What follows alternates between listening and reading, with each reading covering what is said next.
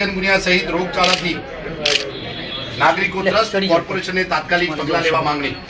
વડોદરા શહેર જિલ્લા કોંગ્રેસ સમિતિ દ્વારા નિવેદન કે વડોદરા શહેરમાં ચોમાસા બાદ શહેરની સફાઈ બાબતે કોર્પોરેશન દ્વારા કાળજી નહીં લેવાતા શહેરમાં મચ્છરો જીવાતોનો ઉપદ્રવ વધી ગયો છે.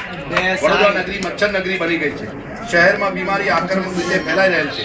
આજે અનેક વિસ્તારોમાં ડેન્ગ્યુથી 50થી વધુ દર્દીઓ દવાખાનાઓમાં સારવાર હેઠળ છે. ચોમાસા બાદ સફાઈ અંગે બિનજવાબદાર શાસક પક્ષે વિસ્તારોમાં સાફ સફાઈ, દવાઓનો છંટકાવ, ફોગિંગ બાબતે ઉદાસીનતા બતાવી છે, જેનાથી શહેરમાં ડેન્ગ્યુ, ચિકનગુનિયા, મલેરિયા, ઝેરી મલેરિયા, ઝાડા ઉલટી, પેટમાં દુખાવો અને વાયરલ જેવા રોગો શહેરના અનેક વિસ્તારોમાં ડેન્ગ્યુએ ભરડો લીધેલ છે.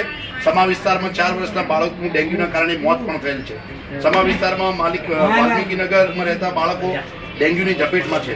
તરસાલી, દાંડિયા બજાર, મકરપુરા, પ્રતાપનગર, રેલવે કોલોનીમાં પણ લોકો હોસ્પિટલમાં અત્યારે સારવાર લઈ રહ્યા છે. શહેર કોંગ્રેસ પક્ષ શહેરમાં વકરી રહેલા રોગચાળા સામે શાસક પક્ષને અપીલ કરે છે અને યોગ્ય પગલાં ભરવાની માંગણી કરે છે. નહીંતર શેરીએ ઉગ્ર આંદોલન કરશે એ નિશ્ચિત છે. આ બાબતે અમે કોંગ્રેસ પક્ષ આપણને આવેદનપત્ર આપી રહ્યા છે.